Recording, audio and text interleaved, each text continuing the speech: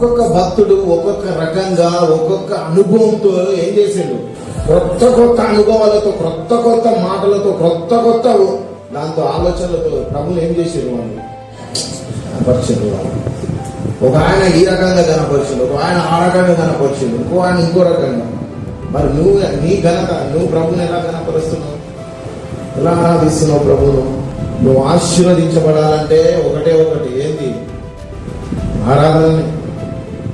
ఎంతగా దేవుణ్ణి ఆరాధిస్తే అంతగా దేవుని దీవెనలు. అన్నిటికన్నా ప్రాముఖ్యమైనది ఏమవుతుంది? నెమ్మదిగా జీవిస్తావు. ఈ లోకంలో సమాధానంతో ఉంటావు, ఏం ఉండదు కానీ నెమ్మది ఉంటుంది. నాకేం లేదు కానీ నేను నెమ్మదిగా ఉంటాను, సమాధానం ఉంటాను. ఎందుకంటే అన్ని ఎవరు చూసుకుంటారు? ఒక్కొక్కరు ఒక్కొక్క రకంగా ప్రభుని ఏం చేసేది, ఆరాధించేది. మరి నీ ఆరాధన ప్రతి వారం వాక్యం మిమ్మల్ని ప్రోత్సహిస్తూ వాక్యం చెప్తూనే ఉంది. కానీ మీలో నుంచి ఇప్పుడు ఏం రావాలి? నూతనమైన ఆరాధన రావాలి. ఆ ఆరాధన అది వేరే ఉంటుంది, అది మాధుర్యం వేరే ఉంటుంది. ఆ లోపటి నుంచి వచ్చేది అది వర్ణించలేదు, దాన్ని వివరించలేదు. ఒక్కొక్కరు ఒక్కొక్క రకంగా ఆ పాటలు రాసిన వాళ్ళు, ఒక్కొక్కరి అనుభవాలు, ఒక్కొక్కరు వాళ్ళు వెళ్తున్న మార్గంలో ప్రభుని ఆరాధించిన విధానం చూస్తే కనుక ఆశ్చర్యం అనిపిస్తుంది. మనం కనీసం వారానికి ఒకసారి వస్తాం, ఎంతసేపు ఆరాధిస్తాం? మా అంటే 1 నిమిషం, మా అంటే 2 నిమిషాలు, అంతకుమించి ఏమో ఆరాధించిన అంత సమయం కూడా ఉంటుంది.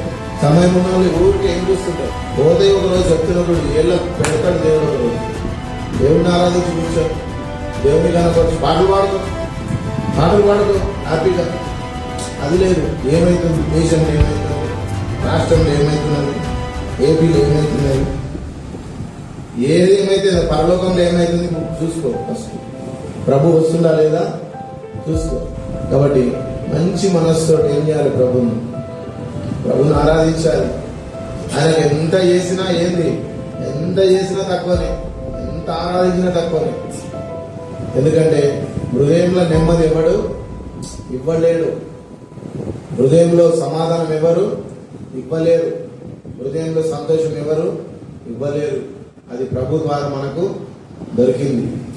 ప్రభు రక్తం గార్చడం ద్వారా, ప్రాణాలు ఇచ్చడం ద్వారా, ఆయన విశేష కనికరం ద్వారా, మనల్ని తిరిగి మరలా జన్మించడం ద్వారా మనకి ఇది అనుగ్రహింపబడింది. లేకపోతే మనం ఏమైపోయే వాళ్ళం? ఎక్కడుండే వాళ్ళం? మన స్థితి ఎక్కడుండేది?